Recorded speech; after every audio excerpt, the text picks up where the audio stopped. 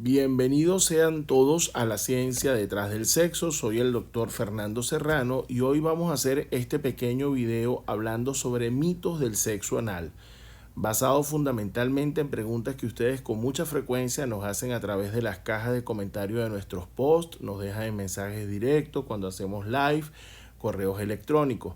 Básicamente estos breves minutos los vamos a dedicar para ir desmontando cada uno de los mitos que se han ido creando en la cultura popular y que luego se han venido reproduciendo en post, en blog, en algunas cuentas, y en realidad hay que dar información educativa para ya de una vez ir despejando las dudas. Y uno de los primeros mitos que hay es que tener sexo anal o practicar el sexo anal va a producir a la larga incontinencia fecal, y esto es totalmente falso. Ninguna persona que practique el sexo anal a lo largo de su vida, independientemente que lo tenga como un hábito, por esta causa va a tener incontinencia fecal. Muchísimas de las personas que en la edad, que por distintos motivos neurológicos, enfermedades o edad, llegan a tener trastornos de la continencia fecal, la mayoría nunca han practicado el sexo anal. Ni todos los que practican sexo anal tienen incontinencia fecal. Así que borren eso de sus memorias y de lo que leen en internet o lo que escuchan, porque no produce incontinencia fecal. Otro de los mitos muy similares y derivados de esta creencia es que tampoco te va a producir la incontinencia de gases involuntarios, es decir, que vas a estar con expulsiones de gases que no puedas controlar.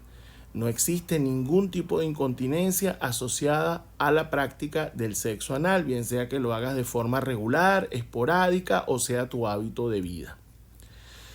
Otro mito es que debe realizarse siempre un enema para evitar cualquier tipo de accidente y para que todo sea perfecto. Pues resulta que esto no es así.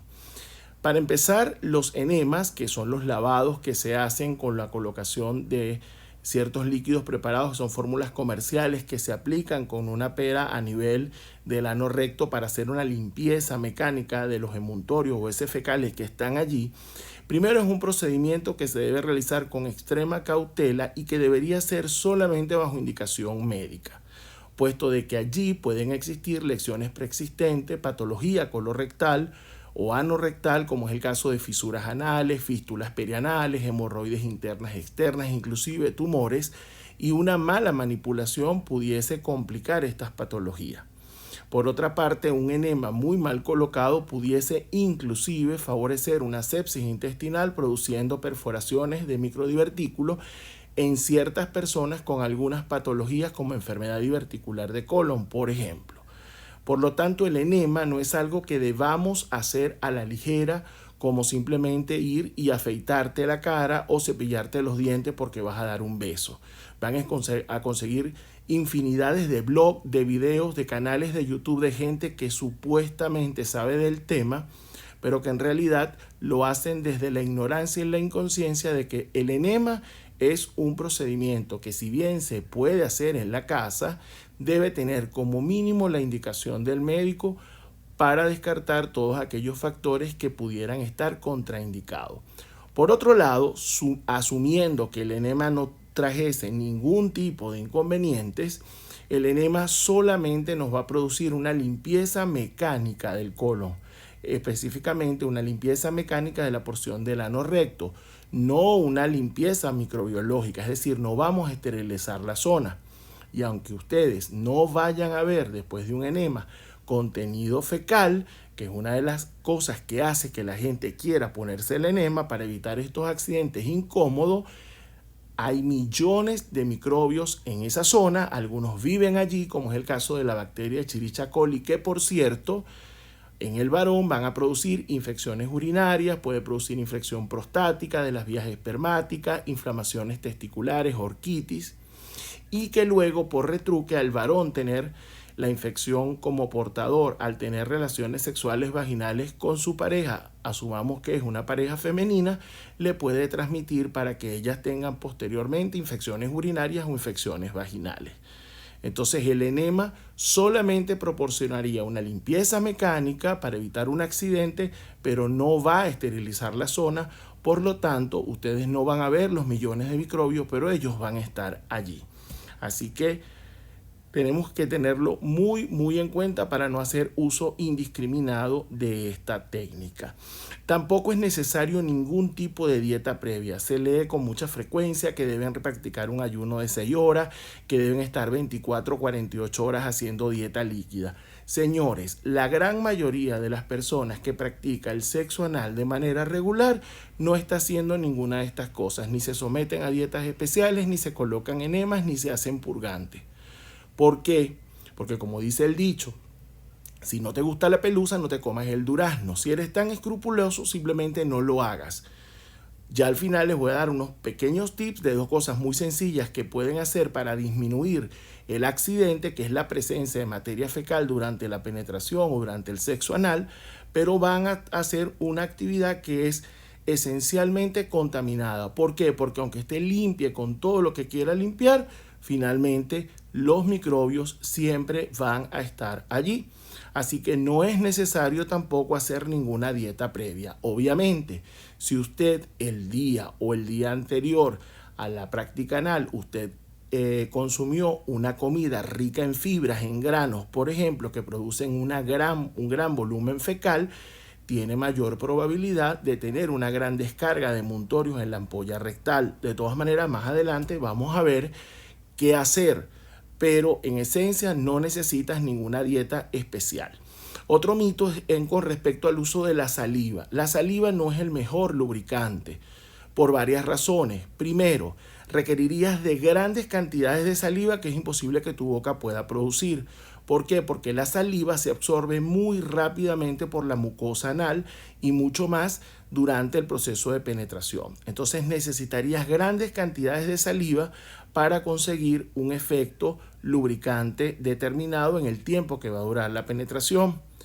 Y ahí no estamos considerando ni siquiera que la saliva puede contener algunos microbios que pueden favorecer infecciones, y ni hablar en estos tiempos de pandemia y COVID, que se sabe de que el virus está en la saliva. Lubricantes adecuados, lo ideal sería los preparados a base de fórmulas comerciales, sobre todo el de silicona, que es el que menos se absorbe, el que tiene mayor efecto duradero, y además de eso, los lubricantes a base de silicona tienden a generar menos fricción y más placer. Pero la saliva no es el mejor lubricante, si bien es el que la mayoría de la gente utiliza porque es el que tiene a mano. A pesar de que estamos en pleno siglo XXI y en la etapa de la posmodernidad, todavía hay personas que preguntan, o chicas y varones que me hacen preguntas por el inbox, que si a través del ano se puede salir embarazada. No, la única manera de salir embarazada es que se tengan relaciones sexuales por vía vaginal. Así que nadie va a salir embarazada, y ese es un mito que parece ridículo, pero todavía lo preguntan. Otro mito es que hacerlo sin condón no es seguro para infecciones de transmisión sexual. Y esto es algo que tenemos que tomar en consideración. No solamente es el tema de utilizar la protección como una herramienta de higiene para evitar que las bacterias propias del tracto gastrointestinal, como la Escherichia coli, puedan producir primero en el varón y luego en su pareja infecciones urinarias o infecciones geniturinarias a posteriori, sino que también existen otros tipos de infecciones de transmisión sexual y de microbios que producen estas infecciones que pueden estar en la zona, y no necesariamente vamos a ver manifestaciones clínicas. Por ejemplo, no tienen que haber condilomas de BPH, no tienen que haber lesiones herpéticas activas, no tienen que haber chancros sifilíticos activos, ni tiene que haber secreciones, ni pus, ni mal olor, para que usted pueda contagiarse de herpes, de virus de papiloma humano, de SIDA, de HIV, de una clamidia, de una sífilis. Porque muchas de estas enfermedades pueden llegar a ser contagiosas en una fase asintomática, donde la persona no tenga ningún tipo de síntomas ni ningún tipo de signo que pueda ser visible. Lo ideal en estos casos es siempre utilizar un preservativo, un condón, para evitar no solamente el accidente de las heces fecales, que es lo que a la mayoría de la gente les preocupa, sino también otros tipos de infecciones de transmisión sexual que se les suele olvidar. Y el último mito que vamos a desmontar es ese que dice que siempre será doloroso sin importar lo que hagas. Esto es falso.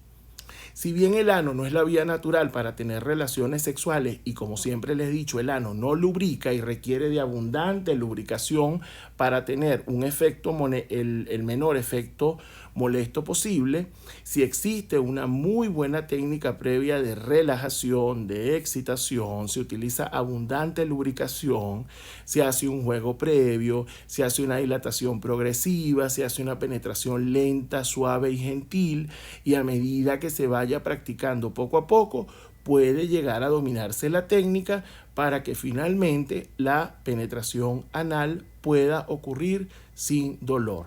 Así que es totalmente falso de que toda penetración anal es dolorosa sin importar lo que tú hagas. Porque si con el tiempo perfeccionas la técnica y haces las cosas como las tienes que hacer, seguramente para los dos va a ser una experiencia placentera. Finalmente, ya concluyendo este video, queremos darle a todos 1000 gracias por